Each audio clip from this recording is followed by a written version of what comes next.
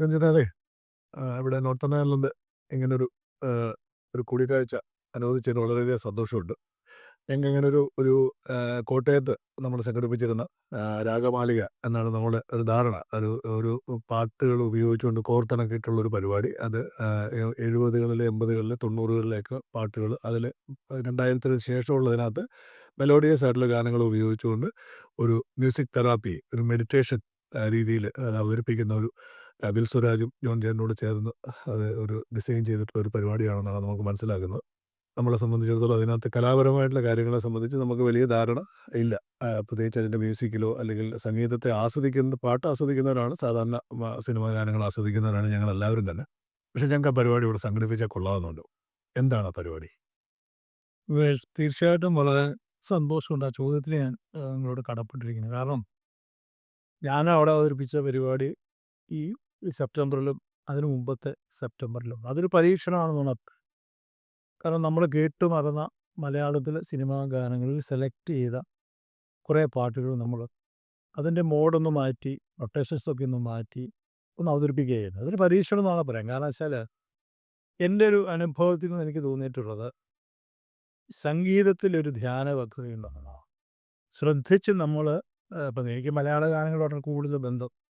അതുകൊണ്ട് തന്നെ നമ്മളൊരു 70കൾക്ക് ശേഷം 90 വരെയൊക്കെയുള്ള മലയാള സിനിമാ ഗാനങ്ങൾ വളരെ ശ്രദ്ധാപൂർവം നമ്മൾ കേൾക്കുകയാണെങ്കിൽ വരികളോട് ചേർത്ത് പലപ്പോഴും നമ്മൾ ആസ്വദിക്കുമ്പം അതിൻ്റെ ടോണിലോ ദാസേട്ടനെ പോലുള്ള ഒരു ഗായകൻ്റെ ശബ്ദത്തിലോ നമ്മളങ്ങ് മുങ്ങിപ്പോകും.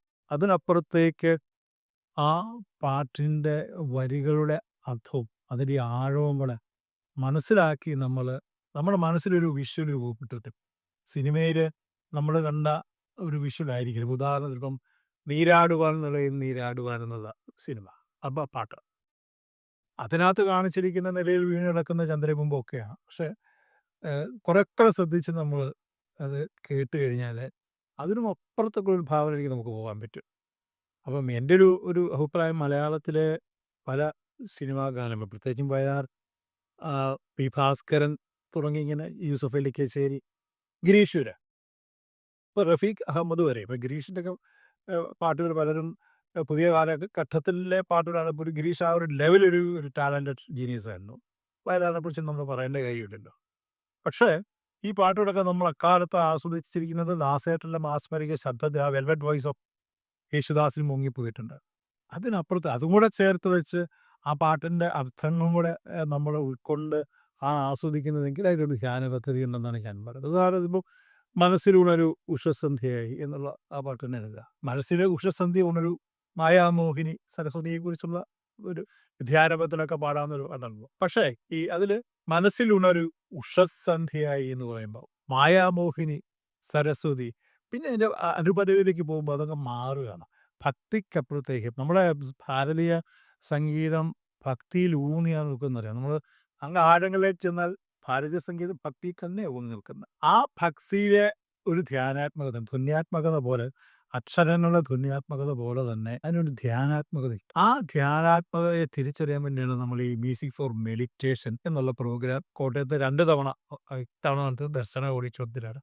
നിറഞ്ഞ പങ്കാളിത്തം തന്നെയല്ലേ എന്നെ അത്ഭുതപ്പെടുത്തി നമ്മളൊരു പുതിയ ഒരു കാഴ്ചപ്പാടോടെ ഈ സംഗീതത്തെ സമീപിക്കുമ്പോൾ അവരുടെ മനസ്സിൽ കിടക്കുന്ന സംഗീതത്തിൽ വ്യത്യസ്തമാണ്. ഉദാഹരണത്തിന് നമ്മളൊരു പാട്ട് അവതരിപ്പിക്കുന്നത് അതിൻ്റെ നൊട്ടേഷൻസ് അല്ലെങ്കിൽ അത് ട്യൂൺ ചെയ്ത അതേ രൂപത്തിലല്ല, മറിച്ച് അതിൽ നിന്നും വ്യതിരിക്തമായി വ്യത്യസ്തമായ ട്യൂണിൻ്റെ ആ രാഗഭാവത്തിൽ തന്നെ നിന്നുകൊണ്ട് അതിൻ്റെ താളമൊന്നും മാറ്റിപ്പിടിച്ച് ചിലപ്പോൾ ചൗക്കത്തിലായിരിക്കും, കുറച്ചൊരു സ്ലോ മാനറിലായിരിക്കും, 2 ആവർത്തനങ്ങൾ വേറെ ആയിരിക്കും. അതിൻ്റെ നൊട്ടേഷൻസ് ആ ഇൻസ്ട്രുമെൻറ്റ്സ് വായിക്കുന്നതൊക്കെ ഒരിക്കലും ആ നൊട്ടേഷൻസ് ആയിരിക്കില്ല, മറിച്ച് ഒരു കലാകാരൻ്റെ മനോധർമ്മത്തിന് നമ്മളത് പിടിക്കുക. ഫ്ലൂട്ടായാലും വീണയായാലും അവരെല്ലാം കൂടെ ചേർന്ന് വരുമ്പോൾ ഉണ്ടാകുന്ന ഒരു ധ്യാനാത്മകത.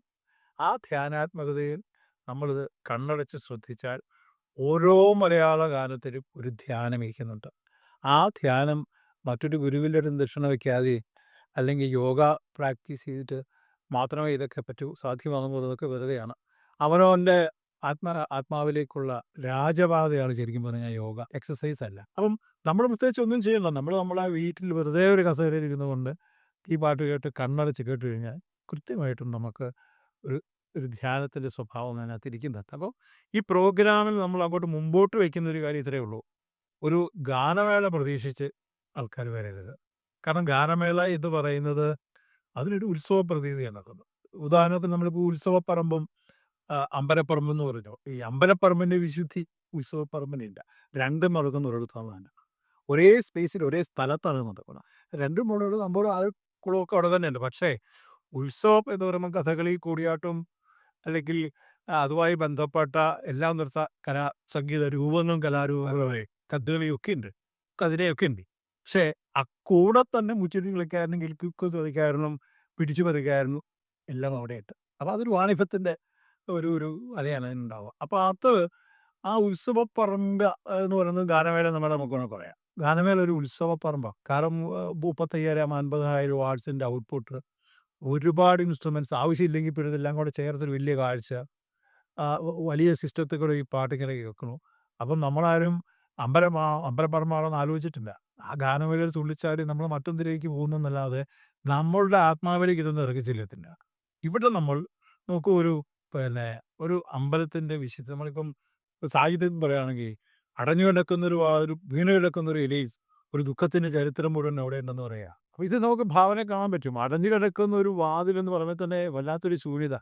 വീണ് കിടക്കുന്ന ഒരു ഇല എന്നിട്ട് പറയാൻ ഒരു ദുഃഖത്തിൻ്റെ ചരിത്രം മുഴുവൻ അവിടെയുണ്ട്. ഒരു പുസ്തകം നമ്മൾ എഴുതാൻ പറ്റും. ഇതാണ് ധ്യാനാത്മക. സൂക്ഷ്മമായി നമ്മൾ അതിലേക്ക് ഇറങ്ങി ചെല്ലുമ്പോൾ ഉണ്ടാകുന്നൊരു ധ്യാനാത്മകത. ഈ ധ്യാനാത്മകതയാണ് നമ്മൾ ഈ പരിപാടിയുടെ മ്യൂസിക് ഫോർ മെഡിറ്റേഷൻ എന്ന അവിടുത്തെ പരിപാടിയുടെ പേര് ദക്ഷിണായനം എന്നായിരുന്നു. ദക്ഷിണായനം എന്ന് ആ 2 പരിപാടിക്കും പേരിട്ടു. അതിൽ ഒരു സെഷൻ ചെയ്തത് വിശ്വരാജ് എന്നുള്ള ഗായകനാണ്. വിശ്വരാജിൻ്റെ ആ പ്രോഗ്രാം ഏതാണ്ട് 1 മണിക്കൂർ, എനിക്ക് തോന്നുന്നു 1 മണിക്കൂർ കൊണ്ട് ഒരു 32-40ഓളം ഗാനങ്ങൾ. അത് ഒരു പാട്ടും നമ്മൾ പൂർണ്ണമായിട്ട് പാടുന്നില്ല. ഒന്നുകിൽ പല്ലവി, ചിലപ്പോൾ പല്ലവി അനുപല്ലവി, ചിലപ്പോൾ അനുപല്ലവി മാത്രം, ചില പാട്ടുകളുടെ ചരണം മാത്രം എടുത്തങ്ങ് പാടും. അങ്ങനെ 30-40ഓളം പാട്ടുകൾ 1 മണിക്കൂർ കൊണ്ട് പാടി. വലിയൊരു അനുഭവമാണ്. വലിയൊരു അനുഭവം എന്ന് പറഞ്ഞാൽ പിൻ ഡ്രോപ്പ് സൈലൻസ്. അവിടുന്ന് മടങ്ങിയവരൊക്കെ പുതിയൊരു മനുഷ്യരായി പോയി എന്നാണ് ഞാൻ വിചാരിക്കുന്നത്. എനിക്ക് കിട്ടിയ ഫീഡ്ബാക്ക് എങ്ങനെയാണ്? തീർച്ചയായിട്ടും നിങ്ങൾ ഇവിടെ നോർത്തേൺ അയർലൻഡിൽ ഇങ്ങനൊരു സംരംഭം, അതിനെ എന്തായാലും ഞാൻ വിലമതിക്കുന്നു. അത് വിശദീകരിക്കാൻ പറ്റില്ല. അല്ല, അതിനകത്ത് 1-2 കാര്യങ്ങളോട് ചോദിക്കാനുള്ളത്, ഈ നമ്മുടെ ഈ ഭാരതീയ ധ്യാനാത്മകത അല്ലെങ്കിൽ അതിൻ്റെ പ്രാർത്ഥന, ഭക്തി തുടങ്ങിയ കാര്യങ്ങൾ പറയുമ്പോൾ ഈ ബാത്തിനെ പോലെയുള്ള യൂറോപ്യൻ സംഗീതജ്ഞര് അവരൊക്കെ പള്ളിയുമായി ബന്ധപ്പെട്ട ആളുകളാണല്ലോ. ബിതോവനൊക്കെ ഞാൻ എൻ്റെ പരിമിതമായ അറിവ് വെച്ചിട്ട് അത്തരത്തിലുള്ള ഒരു പള്ളി, അവിടെയും ധ്യാനവും പ്രാർത്ഥനയൊക്കെ തന്നെയാണുള്ളത്. അത് ഈ പറഞ്ഞതുപോലെ തന്നെ വളരെ ശാന്തസുന്ദരമായിട്ടുള്ള സംഗീതമാണ് താനും. ഇപ്പം ഇന്നത്തെ കാലത്തുള്ള വലിയ ബഹളമുള്ളതൊന്നും അല്ലല്ലോ. അപ്പോൾ അതും ഈ നമ്മുടെ ഇത്തരത്തിലുള്ള സംഗീതത്തെ സ്വാധീനിക്കുന്നുണ്ടോ? അല്ലെങ്കിൽ ഈ പരിപാടിക്ക് ആ ധ്യാനാത്മകതയുമായിട്ട് ബന്ധമുണ്ടോ? ഈ ധ്യാനാത്മകത എന്ന് പറയുന്ന ആത്മീയതയുമായിട്ട് അതിന് ബന്ധമില്ല. ആത്മീയതയുമായിട്ട് അതിന് ബന്ധമില്ല. പിന്നെ നമ്മളിപ്പോൾ യോഗയെക്കുറിച്ച് പറഞ്ഞാൽ അവനവൻ്റെ ആത്മാവിലേക്കുള്ള അല്ലെങ്കിൽ അന്തർലീനമായ ഒരു അൽക്കോത്തിലേക്കുള്ള രാജപാത, റോയൽ പാത്ത് എന്നൊക്കെ നമ്മൾ പറയുന്നത് സംഗീതത്തിലാണ്. ഈ പരിപാടിക്കും അങ്ങനെ ഒരു ധ്യാനാത്മകതയല്ല പറയുന്നത്. ആത്മീയതയുമായി അല്ല ബന്ധമില്ല. മൈൻഡ്ഫുൾനെസ് എന്ന് പറഞ്ഞാൽ അത്രയേ ഉള്ളൂ. ആത്മീയത എന്ന് പറയുന്നത് നമ്മളിപ്പോൾ ആത്മീയത വ്യാഖ്യാനിക്കുന്നത് മറ്റു പലതരത്തിലുമാണല്ലോ. അപ്പോൾ നമ്മളെ ഇന്ത്യൻ മ്യൂസിക്കിലെ പ്രത്യേകിച്ചും ഇപ്പം മെലഡി എന്ന് പറയുന്നത് ഇന്ത്യയിൽ ആണ് ഏറ്റവും കൂടുതൽ മെലഡി, അല്ലെങ്കിൽ അത് നിറഞ്ഞു നിൽക്കുന്നത് മെലഡിയാണ്. തമന്തൊരു മഹത്തായ സംഗീത പാരമ്പര്യമുള്ളൊരു നാടാണ്. പ്രത്യേകിച്ച് സൂഫി സംഗീതമുണ്ട്, പേർഷ്യയിൽ നിന്നുള്ള സംഗീതമുണ്ട്, കർണാടക സംഗീതമുണ്ട്, ഹിന്ദുസ്ഥാനി ഉണ്ട്. ഇതെല്ലാം കൂടെ ചേർന്ന ഒരു ബ്ലെൻഡാണ് നമ്മുടെ സംഗീതം എന്ന് പറയുന്നത്. നമ്മുടെ മലയാളത്തിലെ പല പാട്ടുകളും പുഴയോരഴകുള്ള പെണ്ണ്, ആലുവ പുഴയോരഴകുള്ള പെണ്ണ് കേട്ട് കഴിഞ്ഞാൽ വളരെ ലളിതമാണെന്ന് തോന്നും. ഹിന്ദുസ്ഥാനി രാഗം ആവശ്യപ്പെടുത്തി രവീന്ദ്ര മാഷിന്റെ പല പാട്ടുകളും അങ്ങനെ ചെയ്തിട്ടുണ്ട്. ബാബുക്കട ആരും പറയാൻ പറ്റും. ബാബുരാജിന്റെ പാട്ടുകൾ എഴുതാൻ തന്നെ ഹിന്ദുസ്ഥാനിയാണ്. പിന്നെ കർണാട്ടിക്, സെമി ക്ലാസിക് ഇതെല്ലാം പാടാൻ നമുക്കൊരു ഗായകനുള്ളൂ. യേശുദാസാണെന്നുള്ളതാണ്. ഏത് വേർപെട്ട ഏത് സംഗീത പദ്ധതിയിൽപ്പെട്ട പാട്ട് ഗാനമായാലും അതിനകത്ത് വേറൊരു കാര്യമുണ്ട്. ഈ ധ്യാനാത്മകത എന്നൊക്കെ പറഞ്ഞിട്ട് നമ്മൾ ഒരു മലയാള ചലച്ചിത്ര ഗാനം, ഒരു സിനിമാ ഗാനം, നമ്മൾ സാധാരണ സിനിമാ ഗാനത്തൊക്കെ കവിതയിൽ നിന്നൊക്കെ അകറ്റിയാണ് നോക്കുന്നത്. ഇതെന്തോ കുറെ കൂടെ ഇൻഫീരിയർ ആണ് കവിതയെക്കാളൊക്കെ. അല്ല, നേരെ തിരിച്ചാണ്. വയലാറിന്റെ, ഭാസ്കരൻ മാഷിന്റെ അടക്കമുള്ള എഴുത്തുകാരുടെയൊക്കെ കവികളിലൊക്കെ കവിതകൾ തന്നെയാണ്. അതിനെ അത്തരത്തിൽ അതിന്റെ ആത്മാവ് ചോർന്നു പോകാതെ ദേവരായ മാഷി ഈണം നൽകിയപ്പോഴാണ്, അല്ലെങ്കിൽ രവീന്ദ്രൻ മാഷി ഈണം നൽകിയപ്പോഴാണ് നമ്മളിപ്പോൾ കേൾക്കുന്ന ആ ഒരു ലെവലിലേക്ക് ഇത് വന്നിട്ടുണ്ട്. അതിനകത്തൊക്കെ വയലാറിന്റെ പാട്ടിൽ ആത്മീയം നടിച്ചു എനിക്ക്. ഇപ്പൊ ഗുരുവായൂർ അമ്പലം എന്ന് പറയുന്ന ഒരു ദിവസം ഞാൻ പോകുമെന്ന് പറയുന്ന ആളാണ്. അതേ വയനാടുള്ള ഈശ്വരൻ ഹിന്ദുവല്ല, ക്രിസ്ത്യാനിയല്ല, ഇന്ദ്രനും ചന്ദ്രനും അല്ല. അത് ശാസ്ത്രബോധമാണെന്ന് വിചാരിച്ചേ. അപ്പം എനിക്ക് തോന്നിയിട്ടുള്ളത് മലയാളി പ്രത്യേകിച്ചും ഒരു 80-കൾക്ക് ശേഷം അങ്ങനെ 80 തൊട്ട് 90 വരെയുള്ള പാട്ടുകൾ അല്ലെങ്കിൽ ആ ഒരു കാലഘട്ടത്തിൽ ജീവിച്ച് 80, 90, 80-കൾക്ക് ജനിച്ചവർക്കൊക്കെ പറ്റും. ഒരു 40 വയസ്സ് മേലോട്ടുള്ള ആൾക്കാർക്കൊക്കെ ഒരു ഭാഗം ശ്രദ്ധിച്ചിട്ട് നല്ല ലിറിക്സ് അതിന്റെ ആത്മാവ് കണ്ടെത്താനും അത് സ്വന്തം ജീവിതത്തോടെ ചേർത്തല്ല. ഇപ്പൊ സന്യാസിനി നീ പുണ്യാശ്രമത്തിൽ പറഞ്ഞത് പ്രീ ഡിഗ്രി കാലത്തോ അല്ലെങ്കിൽ കോട്ടയ കാലത്തോ SSLCക്കോ പഠിച്ച ഒരു പ്രണയം നമ്മുടെ മനസ്സിൽ വരികയാണ്. ഓരോ പാട്ടിനും നമ്മൾ നമ്മളോട് ചേർത്ത് വെക്കുന്നുണ്ട്. അങ്ങനെ ചേർത്ത് വെക്കുന്ന പാട്ടുകൾ ഒന്നുകൂടി മനസ്സിരുത്തി കേൾക്കുമ്പോൾ അതിനകത്ത് ഒരു ധ്യാനമുണ്ടെന്നാണ് ഞാൻ പറയുന്നത്. അത് എൻ്റെ സ്വന്തം അനുഭവമാണ്. അതിനകത്ത് പ്രത്യേകിച്ച് നമുക്ക് ക്ലാരിഫൈ ചെയ്യാൻ പറ്റിയ ഒരു സയൻസ് ഒന്നുമില്ല. നമുക്ക് കൃത്യമായിട്ട് ഒരു വ്യവച്ഛേദിച്ച് തിരിച്ചറിഞ്ഞ് അങ്ങനെ യൂണിവേഴ്സൽ ആക്സെപ്റ്റൻസ് ഉള്ള ഒരു സയൻസ് ഒന്നും ഞാൻ പറയുന്നില്ല. പക്ഷെ എൻ്റെ വ്യക്തിഗതമായ അനുഭവത്തിൽ എനിക്ക് പലപ്പോഴും തോന്നിയിട്ടുണ്ട്. ഇപ്പൊ ഒരു കച്ചേരി കേൾക്കുമ്പോൾ ആ ഒരു ധ്യാനത്തിലേക്ക് പോകണമെങ്കിൽ നമുക്ക് 72 മേളകർത്താ രാഗങ്ങളെ പറ്റിയും അതിൻ്റെ ജന്യരാഗങ്ങളെ പറ്റിയും ബദലുകളെ പറ്റിയും സഞ്ചാരങ്ങളെ പറ്റിയൊക്കെ നല്ല അവബോധമില്ലാതെ ഒരാൾക്ക് ക്ലാസിക്കൽ മ്യൂസിക് ആസ്വദിക്കാൻ പറ്റില്ല. ഹിന്ദുസ്ഥാനി ക്ലാസിക് ഇതിലും കുറെ കൂടെ ബുദ്ധിമുട്ടാണ് മനസ്സിലാക്കാനൊക്കെ. പക്ഷെ ഗസല് നമുക്ക് വളരെ പെട്ടെന്ന് ആസ്വദിക്കാൻ പറ്റും. സിനിമാ ഗാനങ്ങൾ നമുക്ക് പെട്ടെന്ന് ആസ്വദിക്കാൻ പറ്റും. ലൈറ്റ് മ്യൂസിക് പോലെ തന്നെ അതിനകത്ത് ക്ലാസിക്കൽ വശമുണ്ട്. ഒട്ടുമിക്ക പാട്ടുകൾ അന്നുണ്ടായിട്ടുള്ളതൊക്കെ ഏതെങ്കിലും ഒരു രാഗഛായ രാഗം തന്നെ. പക്ഷെ ഇതിനെ നമ്മുടെ മനസ്സിലേക്ക് ഇറക്കി നമുക്കൊരു ധ്യാനത്തിന്റെ അവസ്ഥയിലേക്ക് ഇതിനെ കൊണ്ടുവരാൻ പറ്റും. നമ്മൾ ആകെ ആവശ്യപ്പെടുന്ന ഇത്രേ ഉള്ളൂ ഇതിന്റെ ഓഡിയൻസിനോട്. ഒന്ന്, നിങ്ങളൊരു ഗാനമേള പ്രതീക്ഷിച്ചിട്ട് വരച്ചത്. ഒന്നാം, നിങ്ങൾ നിരാശരാ. 2, നിങ്ങൾക്ക് എപ്പോഴും ഈ പ്രോഗ്രാം കഴിഞ്ഞ് വീട്ടിൽ ചെന്നാലും നിങ്ങൾക്കൊരു പാട്ട് കേൾക്കുമ്പം എങ്ങനെ ഒരു പാട്ടിലേക്ക് ഇറങ്ങി ചെല്ലാൻ പറ്റും, അതിൽ ആഴങ്ങളുടെ അടിത്തട്ടിലേക്ക് ഇറങ്ങി ചെല്ലാൻ പറ്റും, എങ്ങനെ നിങ്ങളുടെ മനസ്സിൽ സമമായ ആധാരത്തിനുള്ള സമാധാനം ട്രയാങ്കുലേറ്റ് എന്ന് പറയാം, അതിലേക്ക് കൊണ്ടുവരാൻ പറ്റും. നിങ്ങളുടെ പെർഫെക്റ്റ് സോളിറ്റ്യൂഡിൽ എങ്ങനെ നിങ്ങൾക്ക് ഒരു മെഡിറ്റേഷൻ സാധ്യമാവും. ആരുടെ സഹായം വേണ്ട. ഒരു മലയാള ചലച്ചിത്ര ഗാനങ്ങൾ കൊണ്ട് ഒരു ധ്യാനം, ഒരു മെഡിറ്റേഷൻ സാധ്യമാവും എന്നാണ് നമ്മൾ ഈ പ്രോഗ്രാമിൽ പറയാൻ ശ്രമിക്കുന്നത്. ഇതിൽ അതിപ്പോൾ ഈ നോർത്തേൺ അയർലൻഡിലുള്ള ഒരുപക്ഷെ ഈ പരിപാടിക്ക് കൂടുതലായിട്ട് പരിപാടികൾക്ക് വരുന്നത് കൊച്ചു ചെറുപ്പക്കാരായിട്ടുള്ള കുട്ടികൾ ഇവിടെ ധാരാളം വന്നിട്ടുണ്ട്. പക്ഷേ അതോടൊപ്പം തന്നെ ഇത്തരത്തിലുള്ള പരിപാടികളുടെ ഓഡിയൻസിൻ്റെ ഒരു പ്രൊഫൈൽ നമ്മൾ നോക്കിയാൽ ഏതാണ്ട് 90-കൾക്ക് മുമ്പ് ജനിച്ചിട്ടുള്ള ആളുകളാണ്. അതായത് അവരെല്ലാം ഇവിടുത്തെ വർക്ക് ഫോഴ്സിൻ്റെയും ജോലിയുടെയും ചെറുപ്പക്കാരാകുമ്പോഴത്തേനും കുറച്ചുകൂടെ അവർക്ക് സാഹസിക മനോഭാവമൊക്കെ ഉള്ള പ്രത്യേകിച്ച് പുതിയ ലിബറേറ്റഡ് ഒരു കമ്മ്യൂണിറ്റി ആയിട്ട് മാറിക്കൊണ്ടിരിക്കുന്ന ഒരു സമൂഹമാണെന്ന് തോന്നുന്നു. ജനറലി ഉള്ള വിലയിരുത്തൽ. പക്ഷേ 90-കൾക്ക് മുമ്പിലുള്ള അല്ലെങ്കിൽ 70-നും 90-നും ഇടയ്ക്ക് ജീവിച്ചിട്ടുള്ള അല്ലെങ്കിൽ ജനിച്ചിട്ടുള്ള ആളുകൾ, ആ സമയത്തുള്ള ആളുകളാണ് ഇവിടുത്തെ വർക്ക് ഫോഴ്സുമായിട്ട് ബന്ധപ്പെട്ട് ഹെൽത്ത് കെയറിലൊക്കെ ആണ് കൂടുതലായിട്ട് അവർ ജോലി ചെയ്യുന്നത്. അപ്പോൾ ആ ജോലിയുടെ സമ്മർദ്ദം തുടങ്ങിയ കാര്യങ്ങളൊക്കെ ആയിട്ട് അവരെ സംബന്ധിച്ചിടത്തോളം സാധാരണഗതിക്ക് നമ്മൾ കണ്ടു കേട്ട് പോകുന്നത് അവരൊരു നേരം കിട്ടുമ്പോൾ അല്ലെങ്കിൽ അവരുടെ കാറിൽ കയറുമ്പോഴത്തേനും പഴയ മലയാളം പാട്ടുകൾ കേൾക്കുക, അവരുടെ നൊസ്റ്റാൾജിയ, ആ നാട്ടിലേക്ക് അവർക്ക് കൂലിയില്ലാതെ പോവുക എന്ന് പറയുന്ന ഒരു രീതിയിലാണ് അവർ നിലവിലുള്ള ഒരു ആസ്വാദന തലമൊക്കെ നിൽക്കുന്നത്. ജോൺ ചേട്ടൻ്റെ ഈ പരിപാടി, ജോൺ ചേട്ടൻ്റെ ബിൽസുരാജും ഒക്കെ ചേർന്നിട്ട് ഈ ഡിസൈൻ ചെയ്തിരിക്കുന്ന ഈ പരിപാടി അവരുടെ ജീവിതത്തിൽ അവർക്കൊരു പക്ഷേ ആ രീതിയിലുള്ള സന്തോഷവും ഒരു ആത്മനിർവൃതിയും സന്തോഷവും ഈ മൈൻഡ്ഫുൾനെസ്സും ഒക്കെ ജീവിതത്തിൽ അവരുടെ സ്ട്രെസ് റിലീഫിനും ഉപകാരപ്പെടും എന്ന് കരുതുന്നുണ്ടോ? ഉണ്ടെങ്കിൽ ആ ഒരു ഏരിയ ഇത് അപാരം രോഗിച്ചും വൈദ്യുതം കൽപ്പിച്ചും പാലെന്ന് പറഞ്ഞിട്ട്. കാരണം വെച്ചാൽ ഇതിൻ്റെ ഉദ്ദേശ ലക്ഷ്യങ്ങളിൽ ഞാൻ നോട്ടമിട്ട് വെച്ചിട്ടുള്ളത്, ഞാൻ ടാർഗറ്റ് ചെയ്തിട്ടുള്ളത് പോലും ഈ വിദേശത്തുള്ള നേഴ്സുമാരെയാണ്. സത്യത്തിൽ ഈ 24 മണിക്കൂർ ലോങ് ഡ്യൂട്ടി ചെയ്യുന്ന അല്ലെങ്കിൽ അതുപോലെ സ്ട്രെസ്സും സ്ട്രെയിനുമുള്ള ഈ ജോലി ചെയ്യുന്ന നമ്മുടെ ഭാര്യമാർക്ക് അല്ലെങ്കിൽ ഇവിടെ വർക്ക് ചെയ്യുന്ന നേഴ്സുമാർക്ക്, പ്രത്യേകിച്ചും മലയാളി നേഴ്സ് വളരെ എടുക്കുക, ഇവർക്ക് എന്ത് എന്റർടൈൻമെന്റ് ലൈഫിലുള്ള. ഇപ്പോൾ ഒരു ഓണം വരും, ഓണം വന്നാലും പച്ചക്കറി അരിയേണ്ട ജോലി ഇവർക്കാണ്. നമ്മൾ വെള്ളം കൊണ്ടും ജോയിട്ട് അവിടെ പറഞ്ഞ പോലെ വടവടിയായിട്ട് നമ്മളൊക്കെ എൻഗേജ്ഡ് ആണ്. ഇവർക്ക് എന്താ പരിപാടി? അപ്പം ഇവർക്ക് ജീവിതത്തിൽ ഒന്ന് ആസ്വദിക്കാൻ കഴിയുന്ന, അവനവനെ തിരിച്ചറിയാൻ കഴിയുന്ന ഒരു മാർഗവും ഈ സ്ട്രെസ്സിനെ എങ്ങനെ, ഇവരുടെ സ്ട്രെസ്സിനെ ഒന്ന് കുറയ്ക്കാൻ ഏറ്റവും നല്ലത് മ്യൂസിക്കാണ്. ഞാനിത് മലയാളം മ്യൂസിക് മാത്രമാണെന്ന് പറയും.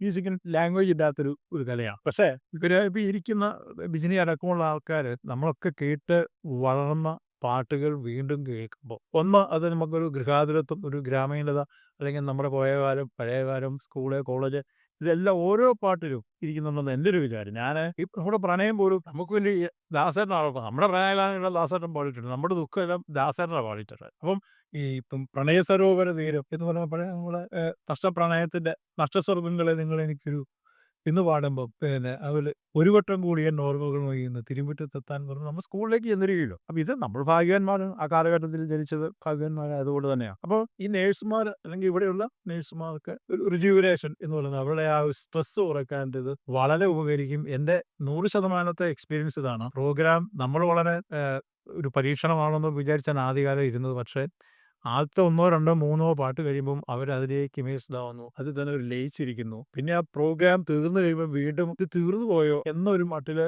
നമ്മള് നോക്കിയിട്ട് ഒന്നൂടെ പാടാമോ എന്ന് ചോദിക്കുന്ന അനുഭവമാണ് എനിക്കുണ്ടായിട്ടുള്ളത്. അപ്പൊ അതിന് ഗുണം എന്നാന്ന് വെച്ചാല് ഇത് ഈ ഓഡിറ്റോറിയം വിട്ട് വരുമ്പഴ് ഇവരുടെ മനസ്സിൽ ഈ പാട്ട് ശരിയാവില്ല അങ്ങനെ പറഞ്ഞത്.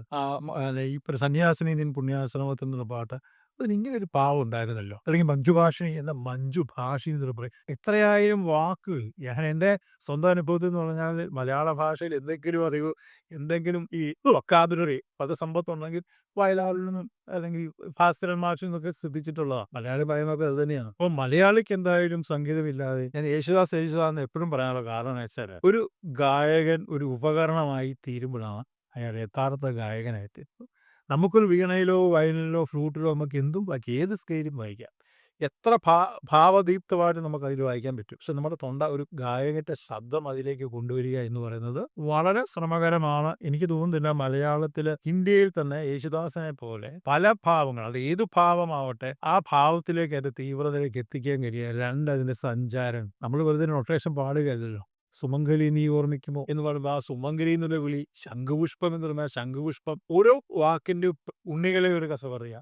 ഈ പാൻ മുഴുന്നുണ്ട് പൊട്ടുപോലെ തുറന്ന് നമ്മൾ ആ ഗൂഗിളിൽ എന്തോ പൊട്ടുന്നു. അത് വേറൊരു ഗായകനും പാടിയത് വരില്ല. എന്തുകൊണ്ടാണ് പെർഫെക്റ്റ്ലി അങ്ങനെ ട്യൂൺഡ് ആയിട്ടൊരു ശബ്ദമാണ് അദ്ദേഹത്തിന്. അതുകൊണ്ട് തന്നെ ഏത് ലെവലും പാടാൻ കഴിയുന്നത് ലൈക്ക് ആൻ ഇൻസ്ട്രുമെന്റ്.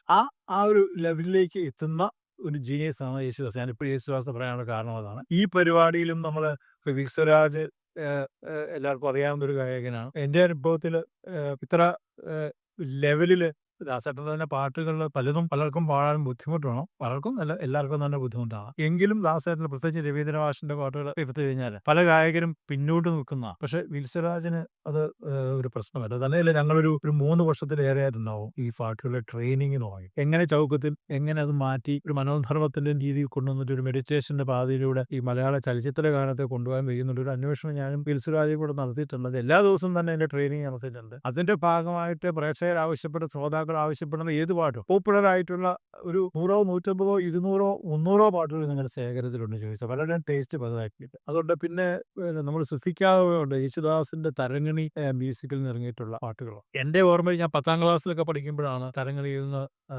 ഗ്രാമീണ ഗാനങ്ങളും ഉത്സവ ഗാനങ്ങളും. പിന്നീട് ഇങ്ങോട്ട് ഉത്സവം ഓണം എന്ന് പറഞ്ഞാൽ ദാസേട്ടന്റെ സീഡിയ തരങ്ങണിയാണ് നമ്മള് ഓണം. അപ്പൊ തരങ്ങണിയിൽ തോണിക്കാരനും അവന്റെ പാട്ടും അതുപോലെ തന്നെ ഓരോ ചോദിക്കും വിവിധ ലെവലിലുള്ള പാട്ടുകളാണ്. സാധാരണക്കാരന്റെ കഷ്ടക്കാർ ഇതിനകത്ത് നാടൻ പാട്ടുകൾ, ഗ്രാമീണ ഗാനങ്ങൾ, പിന്നെ മാമാകം പലകുറി കൊണ്ടാടി തുടങ്ങി. അപ്പം എനിക്ക് തോന്നുന്നു മലയാള സിനിമാ രംഗത്തെ മിക്കവാറും സംഗീത സംവിധായകരെല്ലാം തരങ്ങണിയുടെ മ്യൂസിക് ചെയ്തിട്ടുണ്ട്. സിനിമാ ഗാനങ്ങളെക്കാരൊക്കെ അപ്പുറത്ത് നിൽക്കുന്ന കിനാവിധി നില വന്നു നീ കിസലയം മൃദുലാങ്കി നിൽക്കുന്ന പാട്ട്, തുളസി കൃഷ്ണ തുളസി, അതുപോലെ ഭക്തിഗാനങ്ങൾ ഒരു നേരമെങ്കിലും കാണാതെ പോയി എൻ്റെ ഗുരുവായൂരപ്പൻ ഭക്തിഗാനം, ജയവിജയമാരുടെ രമേശൻ നായർ സാറിന്റെ പാട്ടുകൾ. ഇതൊക്കെ എന്ന് പറഞ്ഞാൽ അത് ഈ ഭക്തിഗാനം പാടുമ്പോൾ അദ്ദേഹത്തിന്റെ ശബ്ദം വേറുന്നില്ല. ഭക്തി തന്നെ ഇപ്പൊ ഒരു അറബിക് മ്യൂസിക് കൊടുത്ത് അതേപടിയാണോ നമ്മൾ പാടുന്നത്. അപ്പം അതുകൊണ്ടാണ് ഞാൻ പറയുന്നത് തികഞ്ഞ ഗായകരും നമുക്ക് വിമർശനങ്ങളൊക്കെ ഉണ്ടെങ്കിൽ അദ്ദേഹത്തിന്റെ ക്ലാസിക്കൽ മ്യൂസിക്കിനെ പറ്റി പണ്ഡിത ശ്രേഷ്ഠന്മാരുടെ ചില വിമർശനങ്ങൾ അത് അതിന്റെ വഴിക്ക് പോട്ടെ. അത് അവർക്ക് പറഞ്ഞില്ല, അത് പണ്ഡിതന്മാർക്ക് മാത്രം പറ്റുന്ന അല്ലെങ്കിൽ ഇപ്പം ദാസേട്ടൊരു ശബ്ദം എങ്ങനെ പതിഞ്ഞു പോയതുകൊണ്ടാണ് അത് അങ്ങനെ ആയിരിക്കുന്നത് ഇപ്പൊക്കെ പറഞ്ഞു. അതൊക്കെ കുറച്ചു പേർക്കൊക്കെ എങ്ങനെ ഈ എഴുത്തുകാരൻ സക്രിയ പറഞ്ഞതാണോ എഴുതി വായിച്ചാണെന്നൊക്കെ അറിയത്തില്ല. അങ്ങനെ യേശുദാസിനെ വിമർശിച്ചോളി സക്രിയ വളരെ പ്രശസ്തനായി എൻ്റെ സുഹൃത്താണ്. അതുകൊണ്ടാണ് അപ്പം നമ്മൾ പ്രതീക്ഷിക്കുന്ന ഇതാ. ഇപ്പം പിന്നെ നേഴ്സുമാർ പ്രത്യേകിച്ചും യൂറോപ്പിനാണെങ്കിൽ നേഴ്സുമാർ പ്രത്യേകിച്ചും ഈ ഏജിലൊക്കെ ഉള്ളവരാണെങ്കിൽ അവർക്ക് ഈ പ്രോഗ്രാം കഴിഞ്ഞാൽ അവർക്ക് സംതിങ് ഹാപ്പൻസ്. നമ്മളെ മൈൻഡിൽ ഒരു റിഫ്രഷ്ഡ് ഒരു കുളിർമ തോന്നുകയും പിന്നീട് അവരെ വീട്ടിൽ പോയി അവരുടെ കാറിൽ പോകുമ്പോഴും ഈ പാട്ട് അത് ഏത് പാട്ടുപാട്ട് ആരുടെ പാട്ടാണ് അതിനകത്തേക്ക് ഇറങ്ങിച്ചെന്ന് അതിൻ്റെ ലിറിക്സും അതിൻ്റെ മ്യൂസിക്കും ഒക്കെ ആസ്വദിച്ചനുഭവിച്ച് അതിലെ ധ്യാനാത്മകത സ്വന്തം ജീവിതത്തിൽ പകർത്തി ആ മെഡിറ്റേറ്റീവ് മൂഡിൽ അവർക്ക് പോകാൻ കഴിയും. അത് അവരുടെ വർക്ക് എനർജി പ്രൊമോട്ട് ചെയ്യും. നെക്സ്റ്റ് ഡേ അവർക്ക് കുറെ ലെവലിൽ വർക്ക് ചെയ്യാൻ പറ്റും. അതൊക്കെ ഉപയോഗിക്കാവുന്ന കാര്യമാണ് പ്രത്യേകിച്ച് വിദേശ രാജ്യങ്ങൾ. പുതിയ തലത്തിൽ ആ പാട്ടിനെ ആസ്വദിക്കാനായിട്ടുള്ളൊരു ശേഷിയും കൂടി ഈ പരിപാടി കഴിഞ്ഞാൽ ഉണ്ടാവും. അപ്പൊ തന്നെയല്ല ഭാഷയ്ക്ക് ഒരു വലിയ മാറ്റം ഉണ്ടാവുന്നു. കാരണം വെച്ചാൽ ഇതുവരെ നമ്മൾ പിന്നെ ആലോചിക്കാത്ത തരത്തിലേക്ക് മാനത്തെ വനജോസിന് നനയ്ക്കുവാൻ പൗർണമി അങ്കുടും കൊണ്ടുവന്നു. ആലോചിച്ച് ശാകുന്തളത്തിൽ കാളിദാസ് പോലും പറ്റിയിട്ടില്ല അത്ര ഗംഭീരമായിട്ട് കൽപ്പന കൊണ്ട്. അപ്പം അതിന്റെ ആ ഒരു ആഴങ്ങളിൽ ഇത് മനസ്സിലാക്കി അത് തന്നെ പിന്നെ നാഴിവഴിപ്പാലുകൊണ്ട് നാടാകെ കല്യാണം ഭാസ്കർ മാഷ് പോലെ. അപ്പൊ ഇതൊക്കെ ഓരോ കായികരീതിത്ത് പറഞ്ഞു കഴിഞ്ഞപ്പോ അളകിലിക്കിയ സുന്ദരി ഓരോ പാട്ടും ഞാനിങ്ങനെ ഓരോ പാട്ടും ശ്രദ്ധിച്ച് കേൾക്കുന്നത്. അങ്ങനെ കേൾക്കുമ്പോഴാണ് നമ്മൾ കവിതകളല്ല അതൊന്നും. അല്ല, കവിതകളാണ് അതൊക്കെ. ഗാനങ്ങളിലൊക്കെ ശാഖ വിട്ടിട്ട് അത് കവിതകൾ തന്നെയാണ്. നിറഞ്ഞു നിൽക്കുന്ന ഒരു കവി അല്ലെങ്കിൽ ഒരു ഗാനരചയിതാവ് ഒരു പാട്ട് എഴുതുമ്പോൾ അയാളുടെ ഇപ്പം ഗിരീശൻ നമ്മൾ ഒടുവിൽ കാണാവുന്ന ഒരു ഉദാഹരണം ഗിരീഷ് പുത്തഞ്ചേരി. ഗിരീഷ് നല്ലൊരു ഗായകനാ. ഗിരീഷിന്റെ മാതാപിതാക്കളുടെ സംഖ്യകളുടെ ബന്ധമുള്ള ആൾക്കാരാണ്. അതുകൊണ്ട് തന്നെ ഗിരീഷിന്റെ വായിന്ന് പിന്നെയും പിന്നെയും ആരോഗ്യനാവിന്റെ പടികടന്നെത്തുന്ന പദനിസ്സനം എന്ന് അമ്മ മഴക്കാരനെ കണ്ണത് എന്നൊക്കെ എഴുതാൻ കഴിയുന്നത് കൊണ്ടാണ്. ഗായകനായതുകൊണ്ട് ഉള്ളിലൊരു അതിവയലാറിനുണ്ട് ഭാസ്കരൻ മാഷുമൊക്കെ ആ ഒരു സംഗീതബോധം ഉള്ളതുകൊണ്ടാണ്. അത് പെട്ടെന്ന് പിന്നെ സംഗീത സംവിധായകൻ തിരിച്ചറിയുന്നത് ദേവരാജൻ മാഷിനെ പോലുള്ളൂ, ഇപ്പൊ ജോൺസൺ മാഷിനെ പോലുള്ളവര്. ഇപ്പൊ നമ്മൾ ഒരു നല്ല തലമുറയായിരുന്നു. നമുക്ക് അതിനുള്ള ഭാഗ്യം സിദ്ധിച്ചു. എനിക്ക് ഇപ്പോഴത്തെ പുതിയ തലമുറയുടെ സകലാവും സങ്കടവും അതൊക്കെയുള്ള ഭാഗ്യം ഉണ്ടായിരുന്നു. ഇപ്പം അവരുടെ ജീവിത രീതികൾ മാറി. നമ്മളുടെ കാലഘട്ടത്തെ ജീവിത രീതി ഒന്നും അല്ലല്ലോ. അപ്പൊ പിന്നെ സംഗീതം മാറുന്നു, എല്ലാം മാറുന്ന കൂടെ സംഗീതം മാറുന്നു. എന്നാലും 7 സ്വരങ്ങൾക്കപ്പുറം 8ാമതൊരു സ്വരം നമുക്ക് ഉണ്ടാക്കാൻ പറ്റിയിട്ടില്ല. ശ്രുതി എന്ന് പറയുന്നത് 24 ശ്രുതി 25ാമത്തെ ശ്രുതി ഉണ്ടാക്കാൻ പറ്റുന്നില്ല. എന്ന് പറഞ്ഞാൽ 2 സ്വരങ്ങൾക്കിടയിലുള്ള ഒരു ശൂന്യതയുണ്ട്. സായിക്കും ഴീക്കും അടക്കൊരു ശൂന്യതയുണ്ട്. ആ ശൂന്യതയാണ് ശ്രുതി എന്ന് പറയുന്നത്. പഠിക്കാൻ പറ്റുന്നതല്ല. ആ ശ്രുതി ആ ശ്രുതിയിലാണ് നമ്മളിപ്പം ഏത് സിദ്ധാന്തം എടുത്താലും ആദ്യമുള്ള ശബ്ദമാണ്. ആ ശബ്ദത്തെ നമ്മൾ ആമയെന്ന് പറയുന്നതും ഓം എന്ന് പറയുന്നതും ഹാലലുയ എന്ന് പറയുന്നതും വാങ്ങ് കൊടുക്കുന്നത് കേട്ട് നോക്കിയേ, ഇതെല്ലാം ഒന്ന് തന്നെ. ഒരേ ശബ്ദത്തിന്റെ 3 സ്വരങ്ങൾ അന്ന് ആദ്യം സംഗീതം ആവിർഭവിക്കുന്ന കാലത്ത് 3 സ്വരങ്ങളൊക്കെ ഉണ്ടായിരുന്നാ പറഞ്ഞത്. അതിന് നാളെ ഈ വേദമന്ത്രങ്ങളിലൂടെ 3 സ്വരങ്ങളായിരിക്കുന്നത്. അതിന്റെ ചൂട് പിടിച്ചാണ് ബാക്കിയൊക്കെ ഇരിക്കുന്നത്. ഇതെല്ലാം ഒന്നാമേ സംഗീതം മുമ്പോട്ട് വയ്ക്കുന്നതാണ്. ജാതിമത ഭേദമന്യേ ഭാഷയുടെ അതിർവരമ്പുകളില്ലാതെ ഏവരെയും രസിപ്പിക്കാൻ കഴിയുന്ന, ഏവർക്കും ആസ്വദിക്കാൻ കഴിയുന്ന ഒന്ന് സംഗീതം മാത്രമേ ഉള്ളൂ. അതാണ് സംഗീതാർത്ഥമോ എന്ന് പറയുന്നത്. മോക്ഷഭൂഗനര എന്നുള്ള കീർത്തനത്തിൽ ത്യാഗരാജ സ്വാമികൾ അത് പറയുന്നുണ്ട്. അതിനകത്ത് മോക്ഷഭൂഗനര, മോക്ഷത്തിന്റെ ഒറ്റ മാർഗ്ഗമുള്ളൂ സംഗീതം. തീർച്ചയായിട്ടും ഈ പ്രോഗ്രാം നിങ്ങൾ ആലോചിക്കുന്നതിൽ ഞാൻ വളരെ സന്തോഷമാണ്. ഇങ്ങനെ ഒരു അവസരം, ഇങ്ങനെ ഒരു ചെറിയ ക്ഷണിച്ചതിലും ഞാൻ നിങ്ങളോട് കടപ്പെട്ടിരിക്കുന്നു. ഓക്കെ, വളരെ വിഷയം.